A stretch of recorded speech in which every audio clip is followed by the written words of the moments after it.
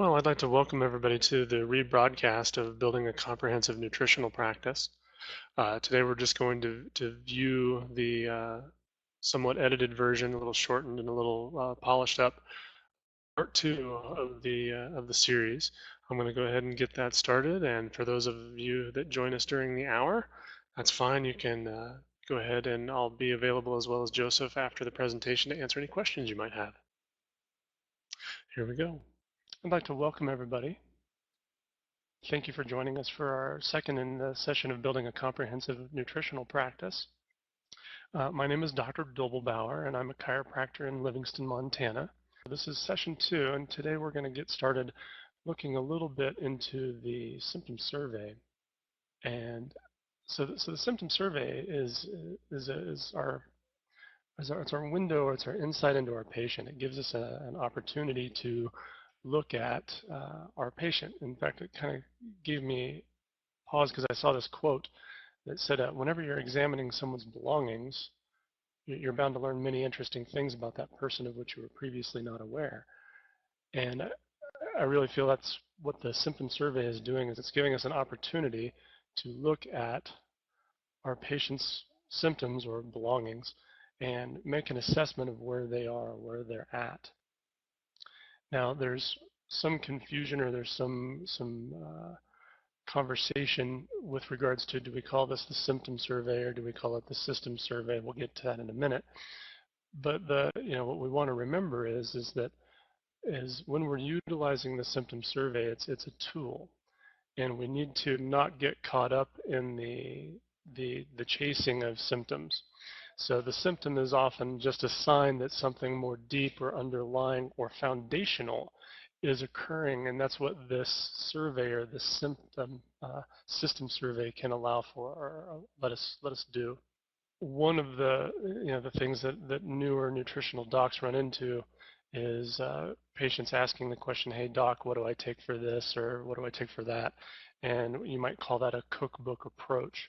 And I think that's a very valid approach and a very great place to start. What I would like to achieve with what we're doing today is really go beyond that. Our goal of today's presentation is to kind of understand how to use and how to correlate the subjective information from the symptom survey and marry it with some common objective findings, some examination findings, to help us better understand our patient's foundational or underlying issues or weaknesses. Simply, we're going to marry the symptom survey to a nutrition exam, and that'll help us make a more logical course of action that we can further explain to our patients, so that we can provide some rationale to why we're doing the things that we're doing. And if we can explain that to our patients, we will get better outcomes and better compliance. The symptom survey form is great because it's an easy way to initiate a conversation on nutrition. It gets patients interested. It saves time because it's something that they can fill out on their time, and then you can look at it on your time and develop your plan, and then you can spend your time with that patient more effectively or efficiently. It also helps the patients understand the greater range of health issues that you can address or aid with them. So if you're a chiropractor like myself, it often helps open the doors to, oh, you work with diabetes, or you work with this or that problem. It helps to establish that you're the specialist, that you're trained in more than just spinal issues or headaches or things that common patients might consider chiropractors as only focusing on biomechanical spinal problems. And it also provides a great tool that you can track your patient's progress, and it establishes some management procedures in how you deal and how you work patients through your clinic. Who came up with the symptom survey? Now, there's some differing opinions on this, and if you look at the book that I have on this picture here, it's called Mastering Nutrition with the Symptom Survey, and that book is offered through International Foundation for Nutrition and Health, and a great entry-level book for getting you utilizing and working with the symptom survey. And a lot of what we're talking about today I've taken from that text. And basically that book suggests that Royal Lee and another doctor, for those of you that joined us for session 1, we learned a little bit about the history of Royal Lee. Dr. Melvin Page was another physician that was a contemporary of Royal Lee's, and apparently they worked together as early as 1939, developing some of the beginnings of what was a formative symptom survey. Now, recently I've also been told that in the early 60s, Royal Lee kind of put it out there to develop the symptom survey, and he had several of his representatives, his SP reps, working on a more polished form or a finished form of the symptom survey, and that was, I believe, spearheaded by a representative out of Texas named Leo Rutherford. Either way, this has been around for a little while, and it's a very effective means of working with patients. And I think one of the reasons Royal Lee was excited about it is because he had read some studies that questionnaires or a symptom questionnaire was often a better means of determining the diagnosis of a given patient, even more so than the traditional objective lab findings and things that would have normally occurred in a typical medical visit. So he had a lot of faith in the symptom survey, and I do too. There is software that can allow you to utilize the symptom survey with a little bit more ease, and there's a couple of companies that offer that. We may talk about that in future installments of what we're doing, but I just want to put it out there that they're out there. But right now, I kind of want to focus on the brass tacks, on the how do we do it by hand, understanding the concepts behind it as opposed to the software. Now, the benefit of the software is it does allow you to have some things available, so it will have the clinical reference guide embedded into the software. And so you can look up products and help make your decisions on what you want to deliver to your patients. But if you have that clinical reference guide, you've got that available already. Now, the other thing that we want to consider is the nutritional exam, and this is just a one form that is actually given in that clinical reference guide as a means of kind of a reminder or a checklist of exams that you can perform to help determine what a patient will need or might need with regards to correlating that with your findings subjectively with the symptom survey and maybe your history with the patient, but also objectively. And in addition, you can use your own factors like blood tests, saliva tests, things of that nature to add to your diagnostic acumen. So today we're going to focus on digestion. And there's a few tests in digestion that we're going to review, and we're going to look at the symptom survey. Now, the symptom survey, the section on digestion is actually the smallest, but arguably the most important. Now, you'll notice that the symptom survey is broken up into categories or systems. For instance, parasympathetic and sympathetic dominance, sugar handling, or how your body manages blood sugar, cardiovascular, liver and biliary. And over the next several sessions, we're going to go through these and get an understanding of the questions and how they correlate. And today we're going to focus primarily on digestion. Each of those groups of the symptom survey offer you some insight into the underlying physiology that may be needing support. So those symptoms are grouped to extract those foundational problems rather than to focus on those individual symptoms. That allows you to focus on that underlying cause, or that not the tip of the iceberg, but the base of the iceberg. For instance, some questions from group 3 are things like eating when nervous, an excessive appetite, hungry between meals, irritable before meals, getting shaky when hungry, lightheaded if meals are delayed. These are all symptoms of hypoglycemia.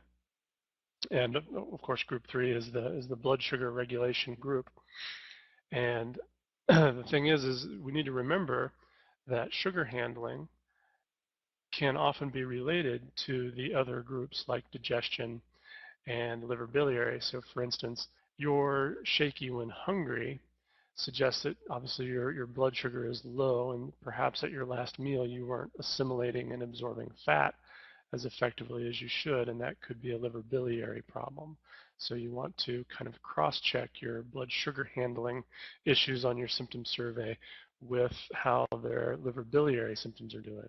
And today, importantly, we want to focus on, are they even digesting their food? Are they getting the nutrients from from their food? Are they getting the macronutrients like the protein and the fat?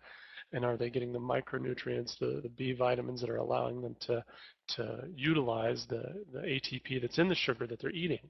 You can see that that's why the very first slide today was kind of that spider web, was to get you to understand that there's an interconnectedness between each of these categories and how they work together. So you can see where a person who's having difficulty handling sugar may go into a hypoglycemic state, and that drives the adrenal glands to kicking out cortisol so that you can release some sugar from the liver, and that's going to drive sympathetic parasympathetic imbalance. So more than just, hey doc, what do I take when I get shaky, we need to think about how is this affecting the system as a whole. This is where some of the controversy lies, is that some people call this a symptom survey, and some people call this a systems survey. But you will notice that they're exactly the same thing. So whether you call it a symptom survey or a system survey is really up to you. It makes no difference. Just understand that the original name was the symptom survey, and that recently it's been kind of termed the systems survey. I guess that's a way to be more politically correct, because we chiropractors don't want to treat symptoms, we want to treat the cause. And so we prefer to call it a systems survey, but honestly, it makes no difference to me. What is important, however, is the delivery of this to your patient. So the thing that can make or break this survey, whatever you call it, is when and how you give it to your patient. You'll notice the instructions on both of these. I'm sorry, one of them isn't terribly legible, but they're virtually the same. I want to make sure that I give this to a patient kind of independent of any other paperwork. I will probably do this on a second or third or fourth chiropractic visit, or if this is a patient that's coming to me strictly for nutritional work, I may have them fill this out first all by itself, and then when they've completed it, then I'll give them their kind of new patient paperwork with their name and address and social and all that stuff. When I hand them the symptom survey, or I instruct my CA to how to give these to patients, I set the survey in front of them and I say, listen, there's going to be 100 and some questions on here, and they're all equally important, and some of them are duplicated, and I want you to answer each of them. Now, some of them won't have an answer. So for instance, like number 8, let's say, gag easily. You may never ever gag, and if you never ever gag, if it's never a problem, leave it blank. And by leaving it blank, you've answered that question. Now, if you have a problem with gagging maybe once or twice a year, I would mark that a 1. Now, if you find that, when I brush my teeth, 2 or 3 or 4 times a month, or maybe once a week, I, get the back of my tongue and makes me gag, okay, then that might be a 2. So things that are happening, several times a month, once or twice a week, is a 2. And then the things that are happening constantly or consistently, daily or regularly, I want you to mark a 3. So leave it blank if it doesn't apply. Once if it only happens once or twice a year.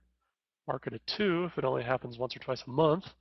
And then mark it a 3 if it's something that you're aware of virtually every day. More importantly, and the most important thing on the symptom survey, is this little box on the last page that's marked important. This is where I want you to tell me what's giving you the most problem. And you can list it in the order of importance. So if today your primary complaint is your back pain, I want you to put that one number 1. And if you're having some heartburn, I want you to put that number 2.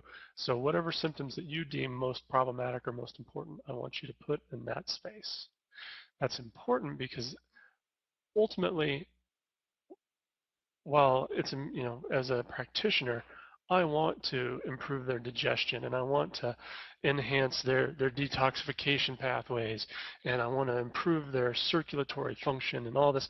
It means nothing to my patient if his, for instance, if his number one complaint is I cannot maintain and achieve an erection, it doesn't do me any good to help his heartburn. It doesn't help me to do anything but to achieve the goal that he is trying to manage. Now, I also use that to my advantage because if I see that, for instance, that's the case with this patient, I know that that's a circulatory problem. And so that when I'm looking at his symptom survey, I may be looking at the cardiovascular, liver biliary, and I'm trying to bring that full circle to the patient so that they understand that the reason why I'm trying to improve their carbohydrate consumption and their breakdown and utilization of sugar is because it's going to help their triglyceride levels. And if I can help their triglyceride levels, I can take the thickness or the sluggishness out of the bloodstream, and that's going to improve your circulation. And circulation is what is necessary for achieving and maintaining an erection. I need to be able to tell them why I'm doing the things that I'm doing. So we call that your therapeutic rationale. Why am I doing the things that I'm doing? So always remember the most important thing is what's important to the patient and being able to communicate to them why it is you're doing the things that you're doing from a nutritional or even just recommendation standpoint. So the thing that you'll soon find after you've done a few symptom surveys is that you are going to get a lot of 2s and 3s in basically 3 groups, the digestion group, the sugar handling group, and the liver biliary group. And is there something wrong? Well, yeah, I think for the most part in our society, our lifestyle choices, including our diet and our daily habits, put a lot of strain on our digestive capacity. We tend to eat a lot of highly refined carbohydrates and non-foods, and we just make lifestyle choices like smoking and alcohol consumption that drive difficulty in group 5, which is liver and biliary problems. So, no, there's not really anything wrong. You're just part of our society. But the thing is these are probably the most important groups because you cannot affect that patient until you start to affect their digestion and their sugar handling and their ability to detoxify. So we're going to probably be paying a particular amount of attention to these 3 groups because they're arguably the more important groups. As I said, in many cases, simply addressing digestion, sugar handling, and liver biliary problems will make a profound influence on all of their other issues. And explain that to the patient. You know, one of the things that I'll tell my patients is, you've probably heard that you are what you eat. And I say, well, that's close, but really you are what you absorb or assimilate because not everything you eat gets effectively absorbed. And if your doctor has you taking Prilosec or Pepcid, obviously you have a digestive issue. And if you're not digesting your proteins, you're not repairing your tissue, and you wonder why your back is taking longer than it should to heal. So this is why I want to focus on your digestion or your sugar handling or these 3 main areas, because these are the areas that get you absorbing and assimilating those nutrients. So I often, another thing I might tell them is, while this vast array of supplements that you could take, you can go to me or the health food store or whatever, isn't going to be terribly helpful if you're not digesting them, if you're not assimilating it, if we're not fixing that digestive process first. To do that is to remodel your house while it's still on fire. Or that's one analogy or one metaphor that I use with my patients. The other one is it does very little good to put a supercharger, a turbo booster on your car and not have gas. So we want to, work on those things that are going to fuel you first. And the best way to fuel you is to get your digestion up and running. So that's why today's our primary focus is going to be on group number 6, which is digestion. proper digestion and elimination is absolutely required for optimal health. Disorders of the digestive system can lead to problems in indigestion and malabsorption, toxicity, uh, and basically what we've just said, a wise practitioner is quick to support digestion because that's going to be the system that's going to influence other changes more profoundly. First step to nutritional therapy is through the digestive tract, and typically at least when I'm talking about it, I tend to work from the top down. So today we're going to be focusing primarily on digestion from the mouth to about the ileocecal valve. When we look at digestion, there are basically 9 questions in group 6 and a few nutritional exam points, the HCl point and the enzyme point. So the patient may complain of things like loss of taste for meat, lower bowel gas several hours after eating, burning stomach that eating relieves, a coated tongue, passing large amounts of foul-smelling gas, indigestion about a half an hour to hour after eating, irritable bowel, mucus colitis, gas shortly after eating, and stomach bloating. So when my patient is circling some 2s and 3s in this section, I'm going to make a note of that and then make sure that I'm addressing that in my examination. So I want to take a moment right now to show you a YouTube video that I created of the digested examination. Now, about halfway through this video, I do some of the gallbladder examinations, and I'm going to skip that just to save time.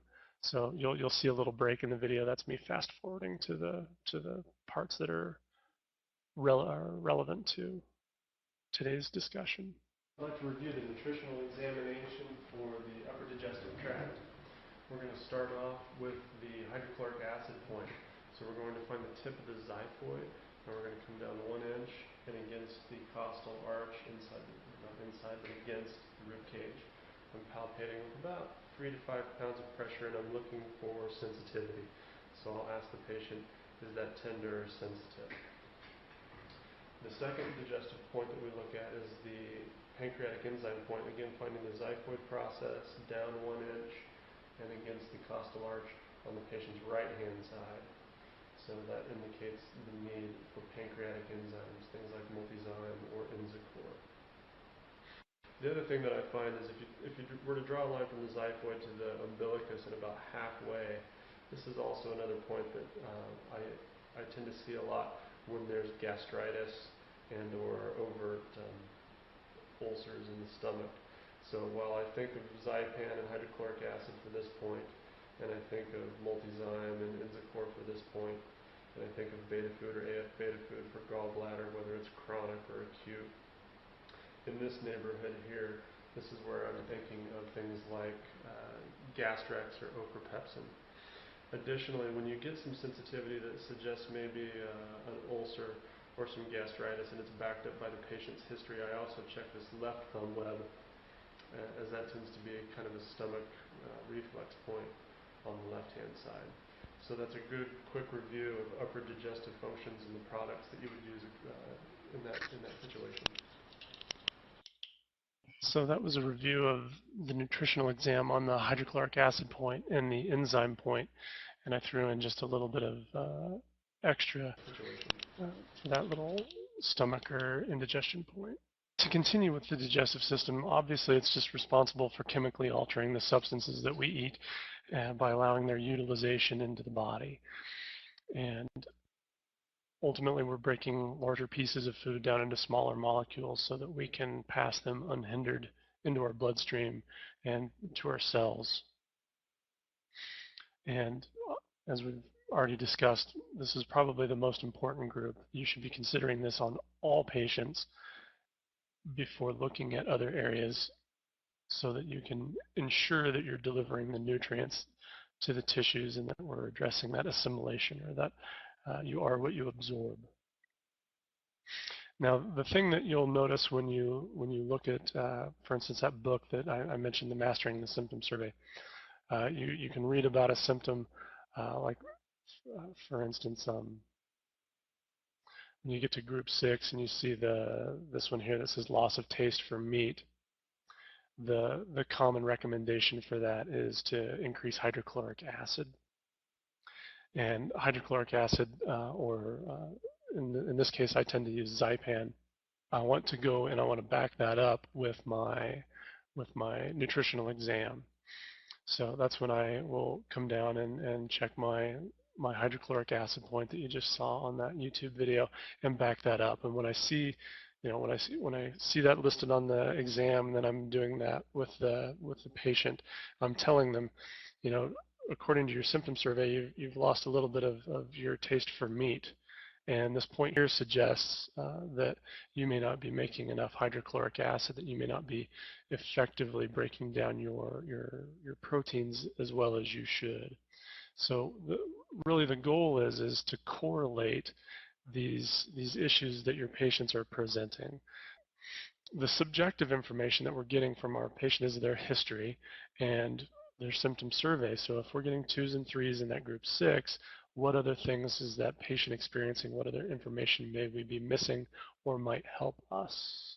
Do they report as one of their important listings heartburn or GERD? Are they on an over-the-counter or a prescription acid blocker like Prilosec or Pepcid or Rolaids or Tums? Have they had problems with calcium, iron, or other mineral supplements?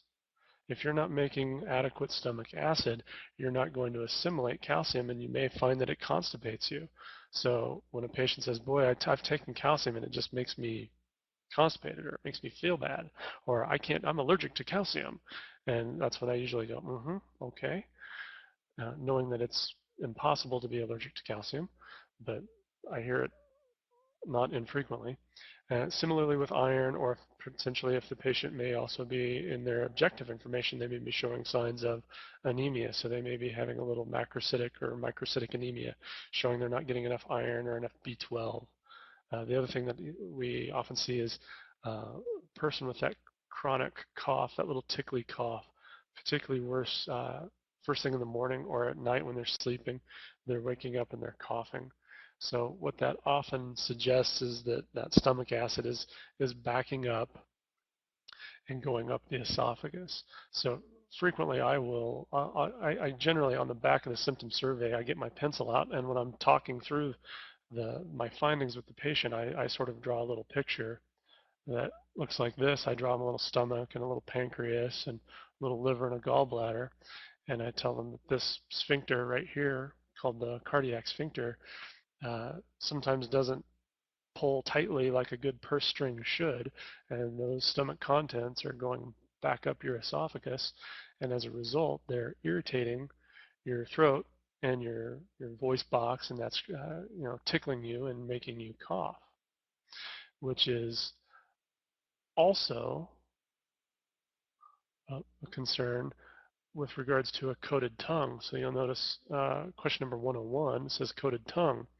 If your stomach contents are backing up and basically killing the good flora on your tongue, now the opportunistic flora are going to take hold, and they're going to be more sticky and more slimy, and they're going to tend to attract your coffee that you just drank for breakfast or the last thing that you ate. So when I see the back of a person's tongue looks brownish or whitish or grayish or greenish, I think, okay, perhaps they're regurgitating some of their stomach acid or stomach contents, and that's what's causing this. So when I see that in an exam, I say, do you cough in the morning? And they say, yeah, I do. And then, but it gets better by 10, so I don't worry about it. And I said, do you get heartburn? So this may be something on a patient that I haven't given the symptom survey yet to, but just in the course of my typical chiropractic evaluation, I'm seeing, and I say, you know what, I think on your next visit, I would like you to fill out a symptom survey so that we can get a better idea of what might be causing some of these other problems beyond just the spinal issue that they may have presented for, which could have been a middle back problem. And I also reinforce to them that that T-spine and the nerve supply to that sphincter could be allowing for that problem. So obviously my chiropractic is going to be important as well to improving the quality of the tension or the strength of that sphincter. So you can see when we correlate this clinically, we're becoming a better practitioner and we're communicating to our patients better and they appreciate it. And an appreciative patient refers.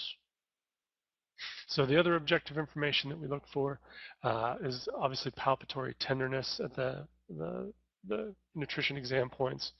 I'm often will have opportunity to look at their CBC, so I'm checking to see if there's signs of larger red blood cells or smaller red blood cells. If they're smaller, I'm thinking iron, I'm thinking zinc. Zinc is obviously important because it helps us make hydrochloric acid. We'll talk about that in a moment. And I will occasionally look into things like hair mineral analysis, things like that. And the other thing to think about is that persistent sore throat. So when a person constantly has a sore throat, they may not be experiencing heartburn or indigestion, but they just always have a sore throat, and that could be from that regurgitating stomach content that's irritating the oropharynx. Relying on subjective information alone is going to not allow you to be the practitioner that you should be. You know, it looks like the layout on this slide isn't very good, but the idea here is I want to, when I'm communicating with my patient, I want to give them a rationale for why I'm doing the things that I'm doing. And I want to use it as an opportunity to open the lines of communication to see what they may be doing. When they're telling me about perhaps maybe their sore throat or their morning cough, and I go down the line of, well, do you have any heartburn or indigestion? Have you taken any Prilosec? Are you doing anything? And they're like, no, I've got no problems there. And then that opens the conversation of, oh, but you know what? I don't eat any almonds because as long as I don't eat almonds, I'm okay.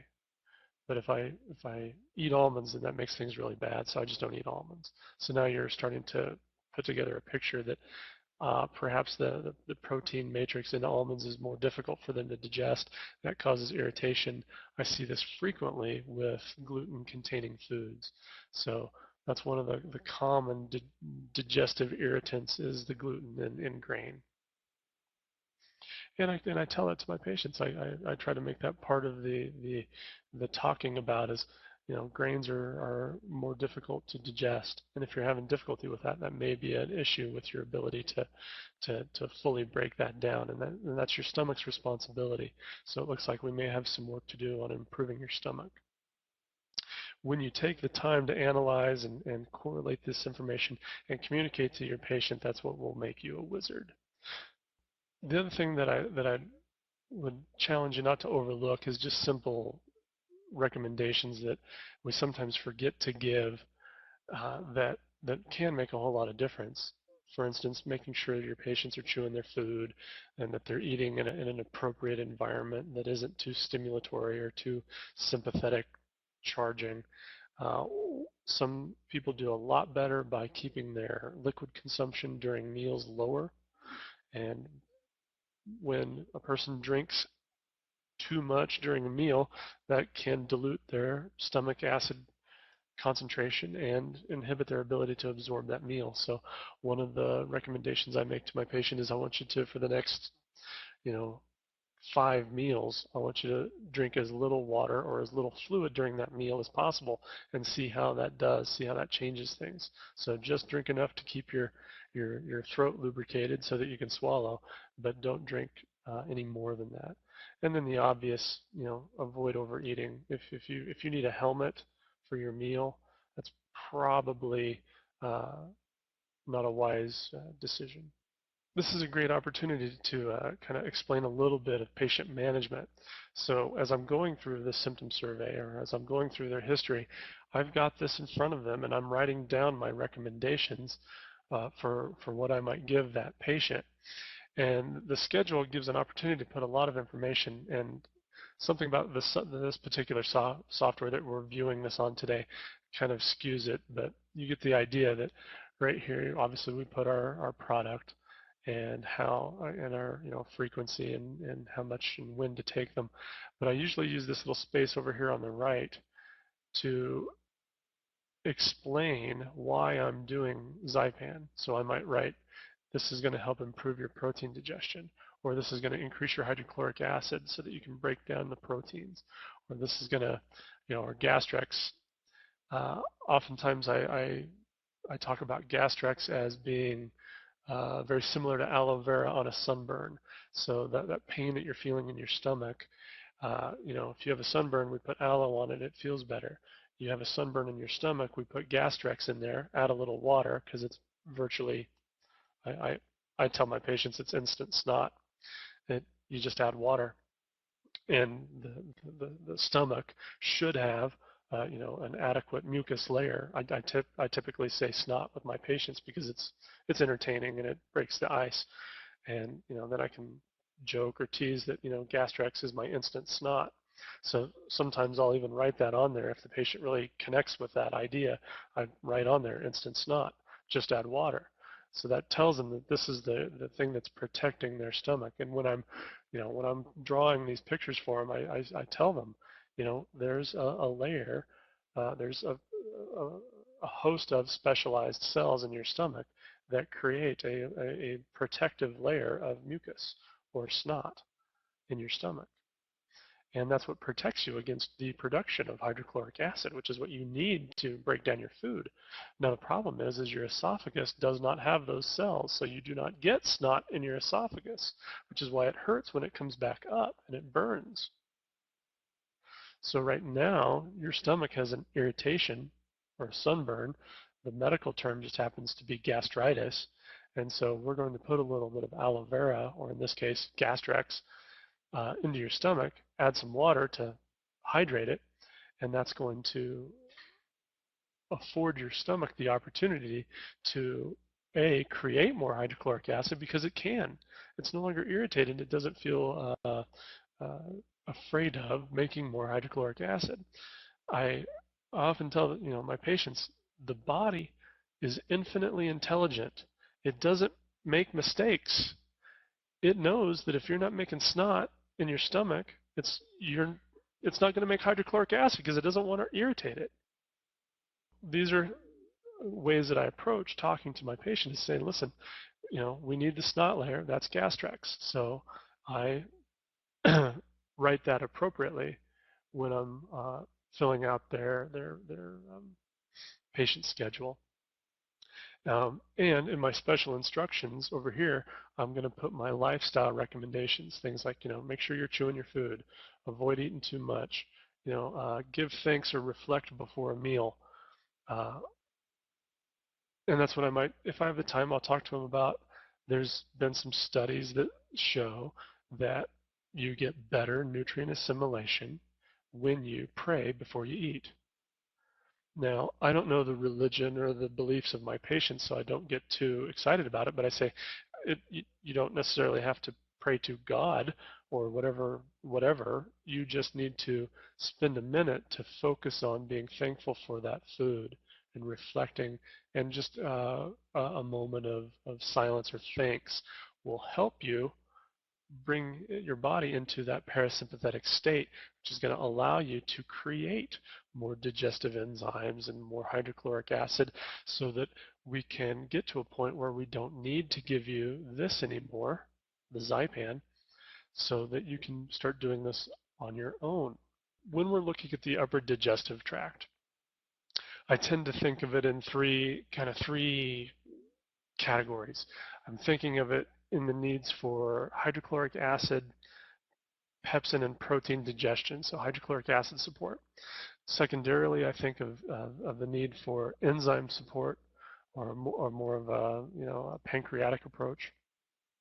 And then finally, I'm afraid on this slide it's been cut off just because of the limitations of the software, but that should say membrane support right here on the right. So this is membrane support.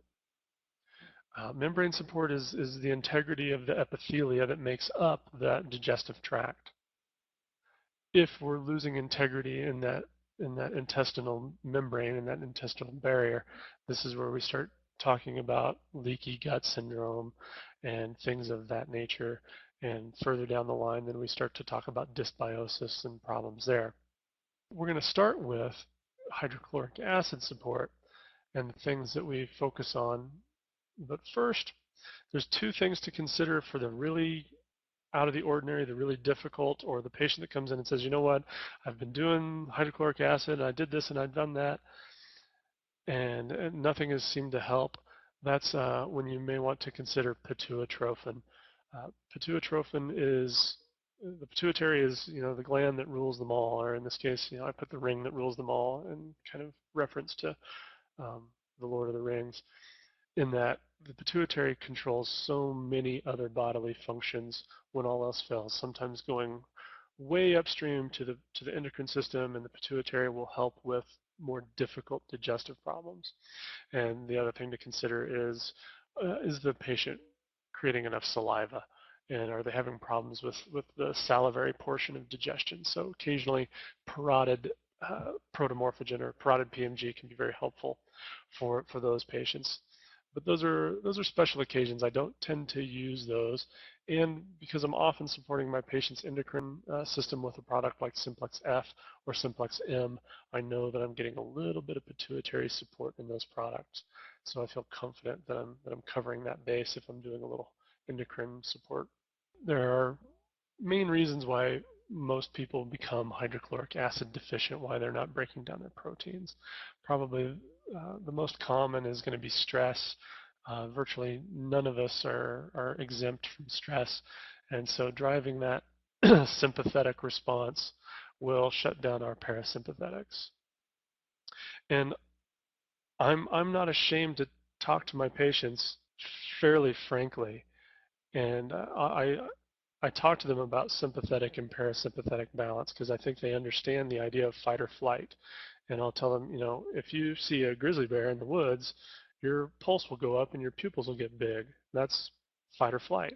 If you step over a rattlesnake, that's the same thing. If you have to give a speech in front of 1,000 people, you're going to see a certain set of physiologic reactions occurring that are driving you to fight or flight. That's this side of the equation.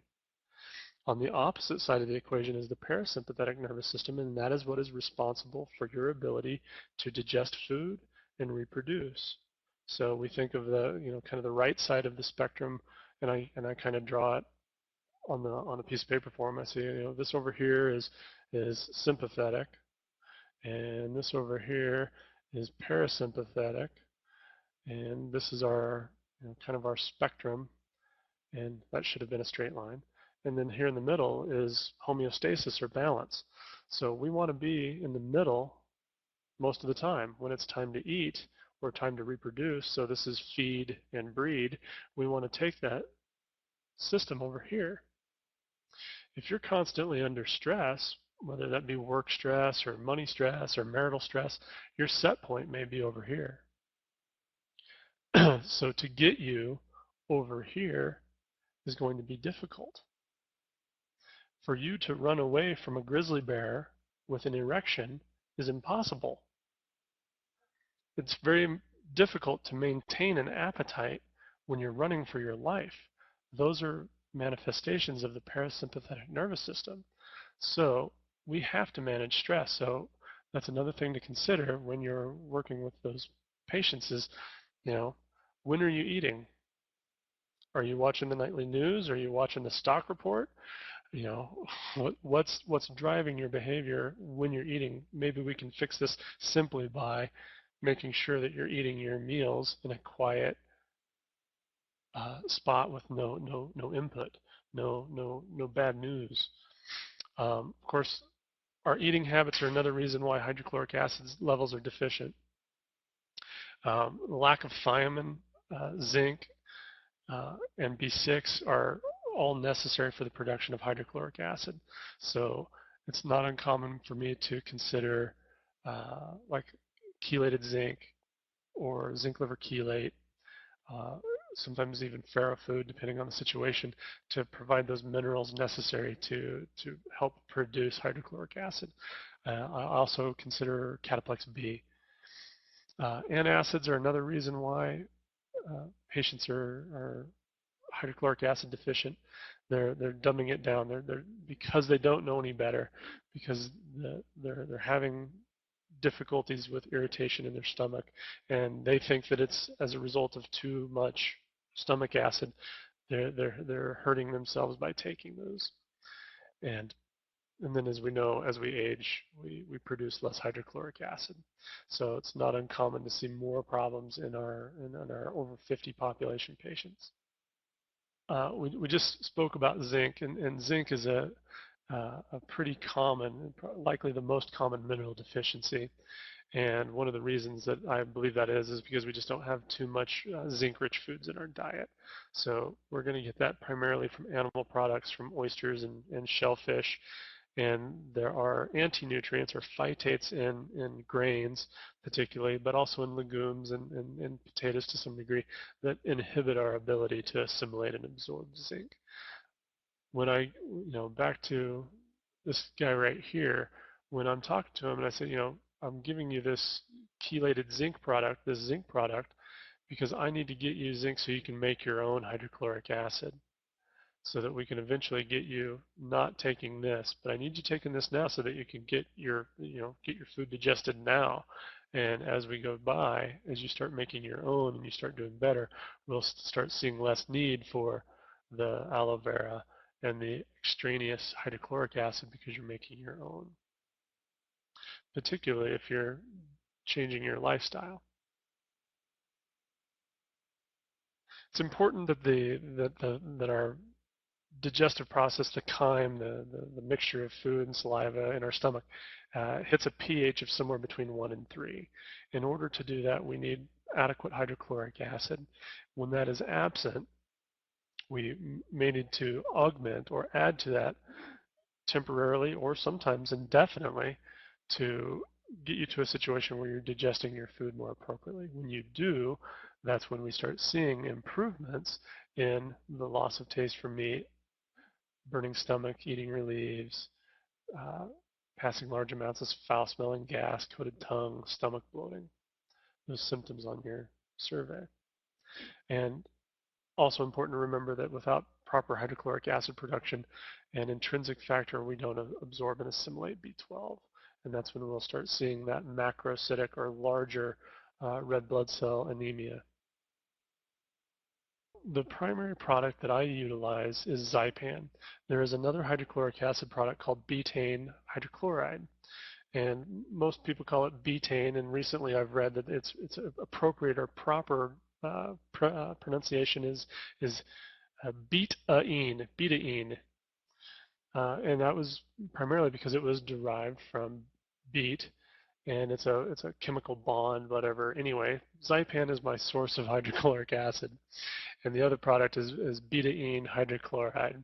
The reason I tend to choose Zypan over betaine hydrochloride is that it also contains the digestive enzymes from the pancreas, the protease, the amylase, and the lipase, and it also contains a little bit of pepsin, and we'll learn a bit about pepsin in just a moment. So you'll see that Zypan supports digestion of proteins, fats, and carbohydrates, restores a healthy hydrochloric acid level, it aids in the breakdown of calcium and iron, and is essential for B12 absorption. So one of the other things that is in Zypan is a little bit of porcine stomach, which provides the intrinsic factor, which allows for intestinal absorption of B12. If we look at what Guyton said, was that one of the important features of pepsin digestion is its ability to digest collagen, which is an albuminoid that is affected little by other digestive enzymes. Collagen is the major constituent of the intracellular connective tissue of meats. And for the digestive enzymes of the digestive tract to penetrate meats and digest that cellular protein, it is first necessary that we digest the collagen fibers. So consequently, in persons lacking peptic activity in the stomach, the ingested meats are less well penetrated by the digestive enzymes and therefore poorly digested, which sounds a whole lot like loss of taste for meat.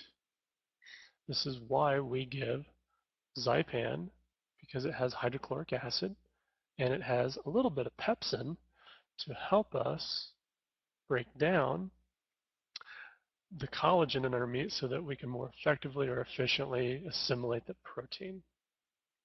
So you'll see up here, he talks about how it's vital that for pepsin to work, we need to have a pH of about 2 or 3 in the stomach.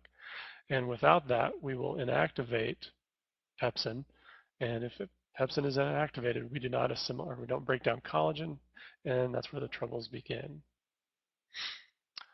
So there are a few studies on betaine hydrochloride and its effectiveness on improving digestion. And another interesting thing is that adequate betaine hydrochloride levels will inhibit Helicobacter. So the Helicobacter pylori is the bacteria that's given the distinction of being the cause of ulcers. I dispute that a little bit. I don't think it's the cause. I don't think rats cause garbage dumps. I do think that garbage dumps attract rats. The problem is if you've got a garbage dump and it's full of rats, we got to get rid of the rats. So occasionally there's a situation where we will want to need to work on eradicating H. pylori, but recognize that it is not the cause. I think it is, in fact, the effect, but still something that needs to be addressed. And one of the things that I can do to help affect Helicobacter is Zypan. So again, on my patient schedule on Zypan, I may put improved protein digestion, inhibit Helicobacter pylori. And this is important because they may have already been to their medical doctor, and the medical doctor has done a breath test for H. pylori, or maybe you will do it. And that way you can determine the severity and how to approach it, because there's other things that we can do further that we'll talk about that can influence how Helicobacter behaves. Now, occasionally we run into a situation where they are experiencing a lot of abdominal distress, and they have signs that are more indicative of gastritis, and we sort of mentioned that on the YouTube exam video.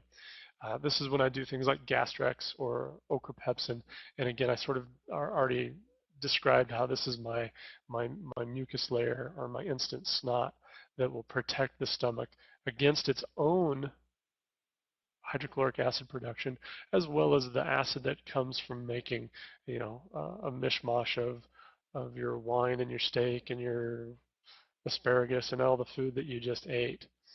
And if you're digesting that appropriately, that should be out of your stomach in 2 hours.